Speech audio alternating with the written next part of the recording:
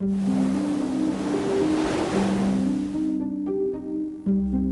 las grandes civilizaciones de la antigüedad, la fenicia es una de las menos conocidas.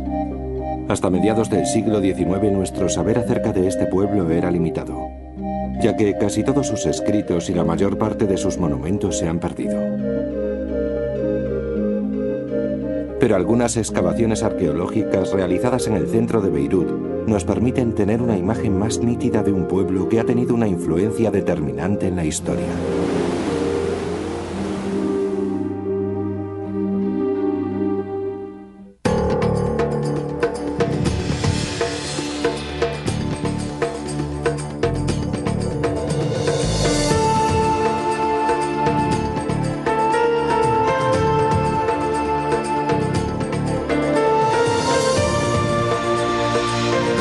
El legado de las civilizaciones antiguas.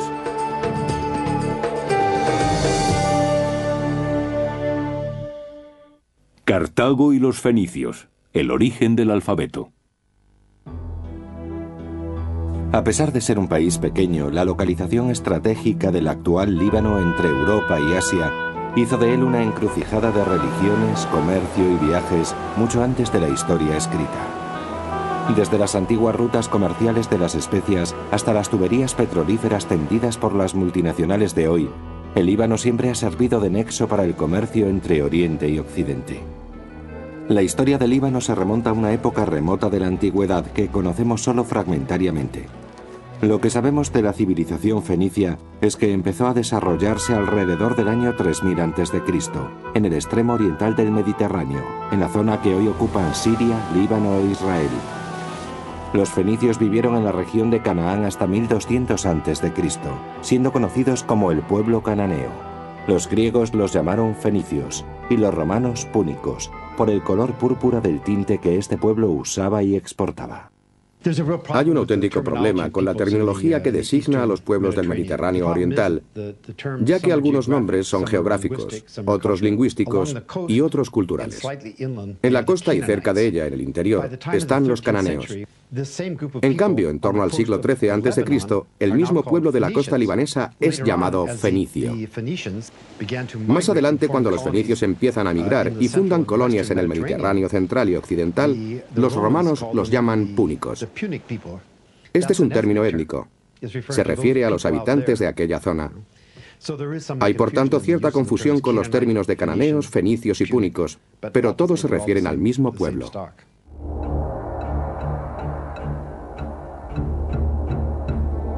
Tras la caída del Imperio Micénico, a comienzos del tercer milenio antes de Cristo, los fenicios, a través del comercio y las colonias, empezaron a extender su influencia por todo el Mediterráneo, e incluso más allá. Los fenicios eran viajeros muy osados, negociantes que buscaban y transportaban por todo el mundo conocido materias primas y productos manufacturados.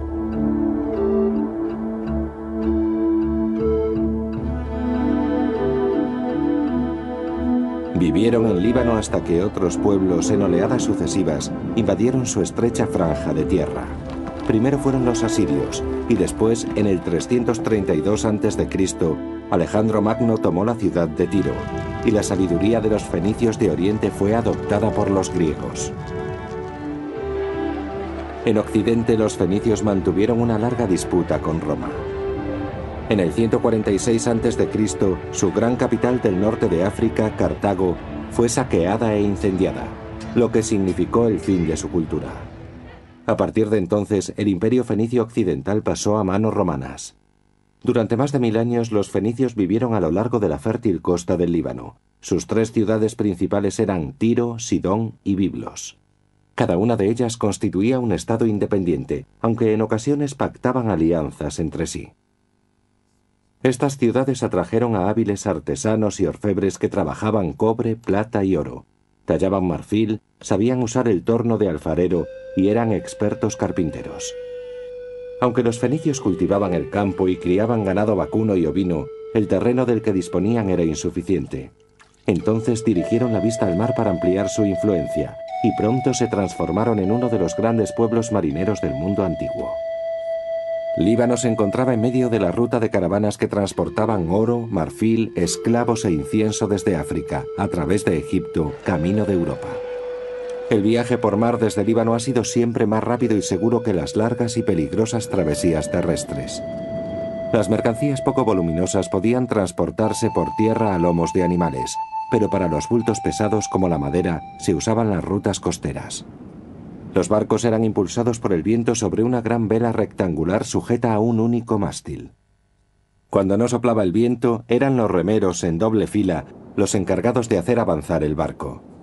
Los dos tipos principales de barco para navegar por el Mediterráneo eran uno ovalado para el comercio y uno más alargado, el barco de guerra. Los fenicios usaban ambos. Construyeron abrigos costeros, puertos y fortificaciones como defensa contra piratas e invasores. Se aventuraron cada vez más lejos hasta tener plazas comerciales o colonias por todo el Mediterráneo. Casi la mitad de la costa norteafricana, desde el Atlántico hasta Egipto, estuvo bajo control fenicio, y en el sureste de España también llegaron a asentarse. Sus leyendas hablan de una expedición iniciada en el Golfo de Suez, que siguió hacia el sur bordeando el continente africano. Subió por la costa occidental y regresó entrando en el Mediterráneo a través de las columnas de Hércules, en el estrecho de Gibraltar. El capitán de aquella expedición afirmaba haber visto la estrella polar descendiendo por el cielo cada noche hasta desaparecer completamente. Es la prueba de que, en ese viaje, los fenicios habían llegado hasta el extremo sur de África. La antigua Biblos, 40 kilómetros al norte de la actual Beirut, construida en torno al 1100 a.C., tiene una enorme importancia histórica. Los arqueólogos la consideran uno de los más antiguos asentamientos humanos del Mediterráneo. Según la tradición, Biblos fue fundada por El dios supremo, que rodeó a la ciudad de una poderosa muralla. El anillo de murallas que se puede ver todavía hoy data de la Edad de Bronce, 2800 años antes del nacimiento de Cristo. Se cree que Biblos fue fundada hace 7000 años, cuando se estableció allí una pequeña comunidad de pescadores.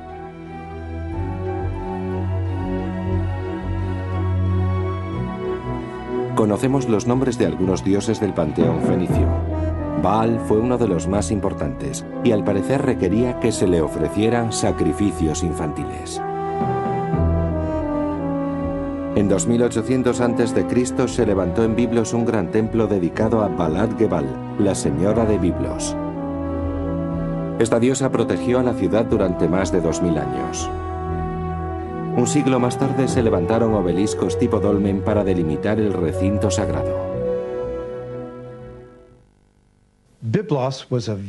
Biblos era un puerto muy importante para los egipcios, ya que ellos carecían de madera y necesitaban los cedros de Líbano para ataúdes de madera y otros objetos.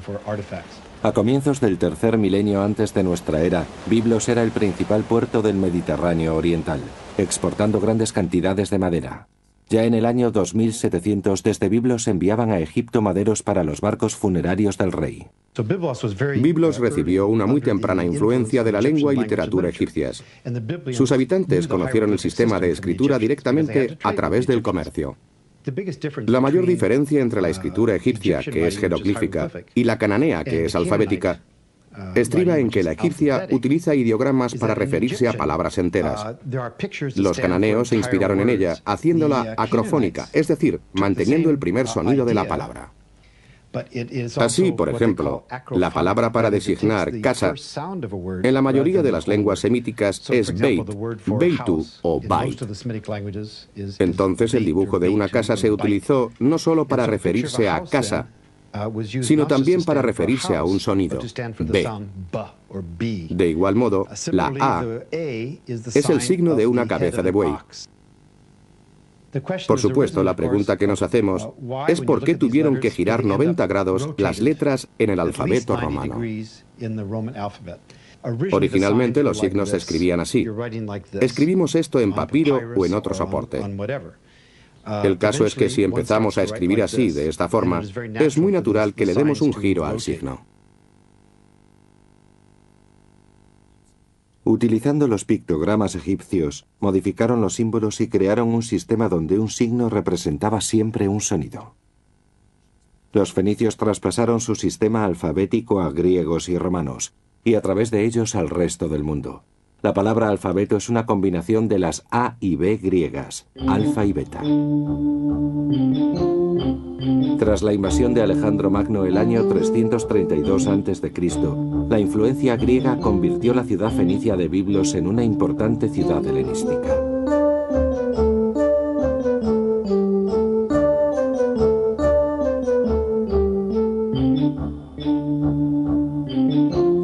Bajo el dominio romano fue un centro de culto a Adonis. Se construyeron nuevos baños, templos y teatros. Cerca de las ruinas de un templo hay un gran Kuros, una estatua masculina partida por la mitad. En un pequeño promontorio rocoso dominado por las ruinas de un castillo de las Cruzadas está la estructura mejor conservada de la antigua Biblos. Se puede distinguir por la superficie amarillenta de piedra de toba con la que fue construida.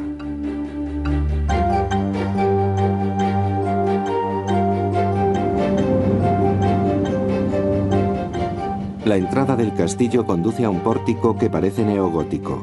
Las hendiduras de los muros tienen un fin defensivo. La cúpula protege el corredor subterráneo utilizado para escapar durante los asedios. Otros asentamientos fenicios son Berito, hoy Beirut, Saída, conocido hoy como Sidón, y Tiro.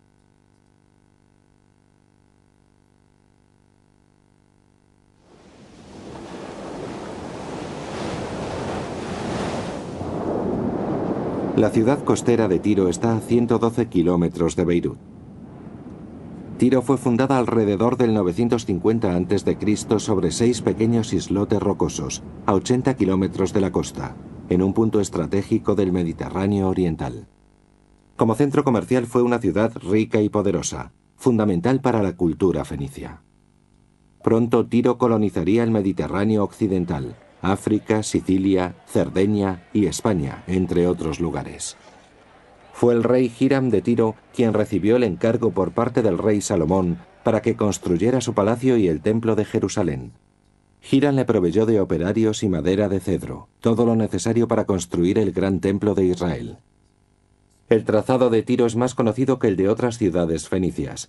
La moderna Tiro está emplazada sobre la antigua, y se han encontrado restos de casas, templos y palacios. La parte norte tenía un puerto natural que fue reforzado con un dique. El extremo sur tenía otro puerto construido alrededor de una protección natural.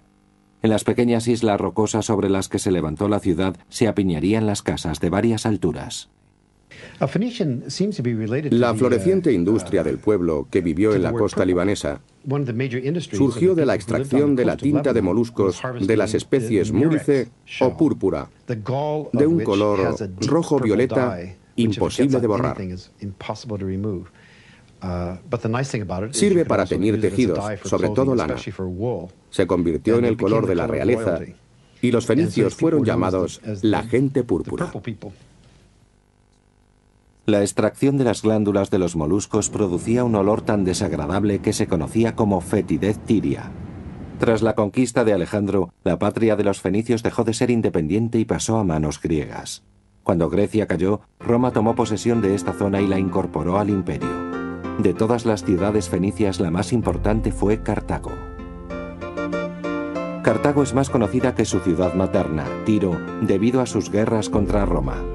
También existen más evidencias arqueológicas y literarias sobre Cartago que sobre el de todas las demás ciudades fenicias juntas.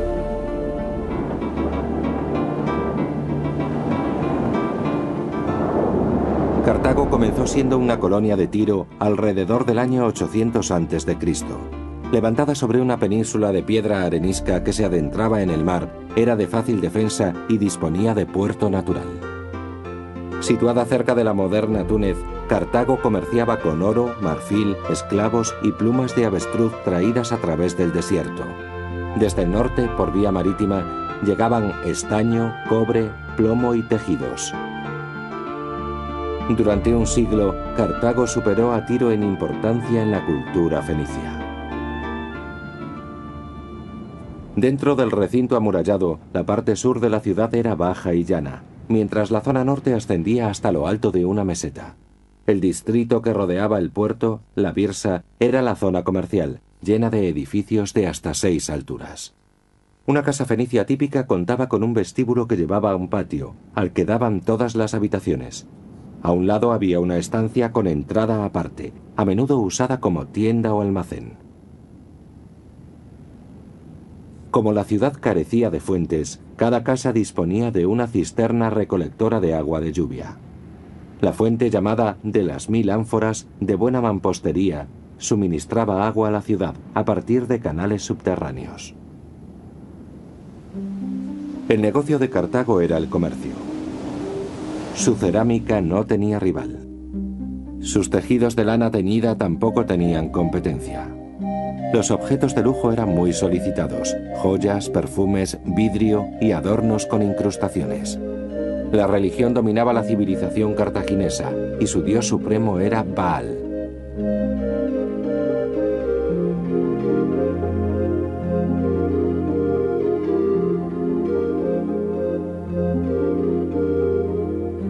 Los sacrificios eran el gesto de reverencia más importante en la religión fenicia. Se cree que sus sacerdotes sacrificaban animales e incluso niños. Se ha dicho siempre que practicaban sacrificios infantiles para reverenciar a los dioses de la cosecha al comenzar el año. Pero recientemente esto se ha discutido. Hay quien afirma que nadie puede ser tan cruel. Aquellas muertes seguramente se debieron a la peste. En mi opinión, desgraciadamente, sí hubo sacrificios infantiles. Sabemos que hay una larga tradición oriental referida a este tipo de actos. Ya se alude a ellos en el Antiguo Testamento. Leemos en Isaías y en otros libros referencias a esta práctica. Se habla de personas que acuden al valle de Himan, al sur de Jerusalén, para ofrecer sacrificios de niños a los dioses, especialmente a uno conocido como Baal o Moloch.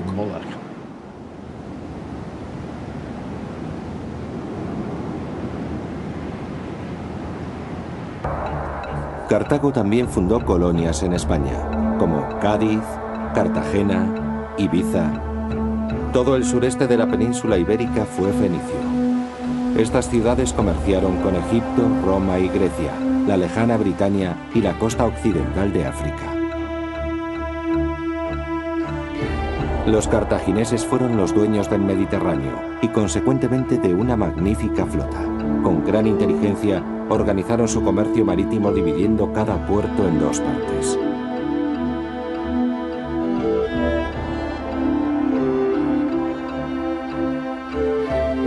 El puerto externo, de forma cuadrada, se utilizaba para la flota comercial y los productos almacenados. Un estrecho canal facilitaba la entrada a la base naval militar. Rodeando la dársena circular, las galerías daban cabida a más de 200 barcos de guerra. En el centro se levantaba un espléndido edificio circular. Aquí se construían y reparaban los barcos de guerra.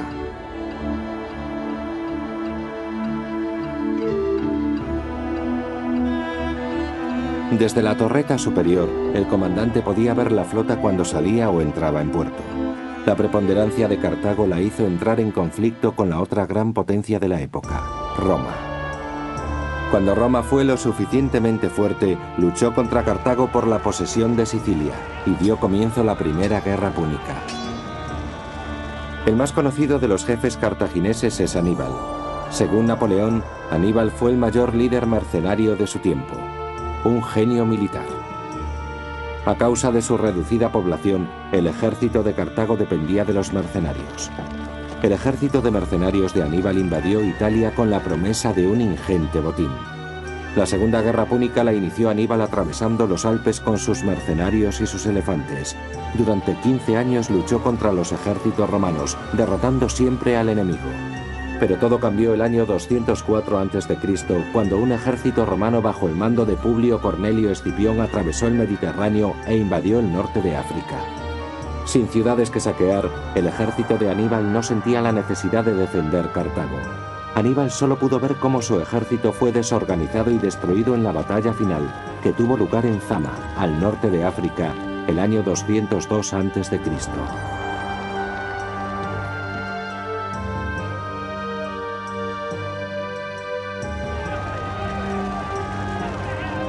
Los romanos persiguieron a Aníbal de ciudad en ciudad. Finalmente fue traicionado y entregado a sus enemigos. El gran líder mercenario se suicidó ingiriendo un veneno en el año 183 a.C. Cartago se vio obligada a firmar un tratado que le impedía alzarse contra Roma. Roma atacó la ciudad el año 149 e inició la tercera y última guerra contra su gran rival. El ejército de Cartago resistió ante Roma durante 3 años antes de caer definitivamente el año 146 a.C. Los pocos supervivientes fueron vendidos como esclavos y la ciudad fue saqueada e incendiada hasta sus cimientos.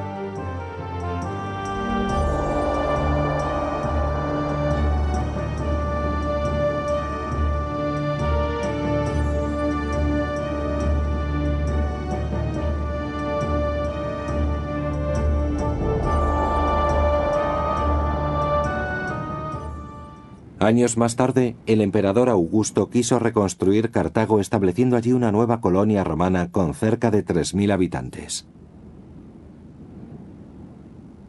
De un montón de escombros surgió una ciudad nueva en la costa norte de África.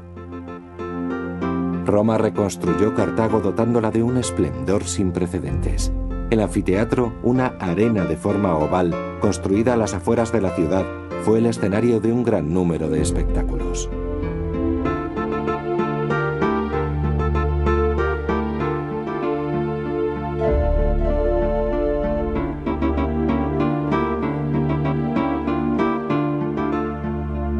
En el recinto arqueológico se encuentran los restos de una villa romana. Esta casa, con su espléndida vista sobre la costa, es conocida como la Casa de las Aves, por los motivos reproducidos en su piso de mosaico. Tiene un patio clásico porticado y un pequeño jardín de forma octogonal.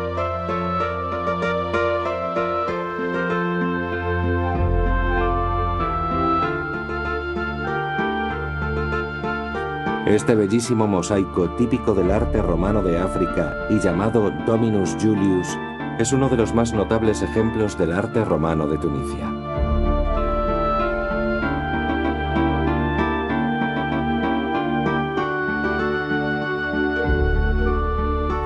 Cuando el cristianismo fue adoptado por el imperio, se erigió la iglesia Domus Caritatis, la mayor basílica cristiana de África. Recientemente se han descubierto aquí tempranas tumbas cristianas, y en el Museo de Cartago hay restos de cruces, vasos y ladrillos de terracota encontrados en algunas de estas tumbas.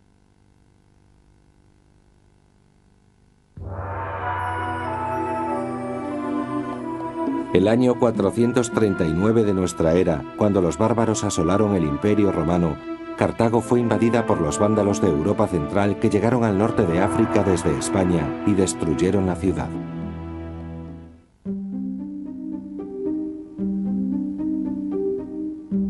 Los fenicios fueron un pueblo duro y poco dado a sentimentalismos, pero también un pueblo muy inteligente que supo prosperar en la guerra y en la paz.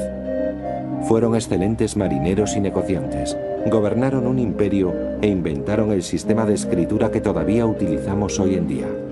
El conocimiento que tenemos de ellos nos ha llegado sobre todo a través de sus enemigos griegos y romanos, quienes los combatieron con fiereza. Pero los fenicios fueron gentes orgullosas y pacíficas, cuyos logros han dejado una impresión indeleble en las culturas del mundo occidental.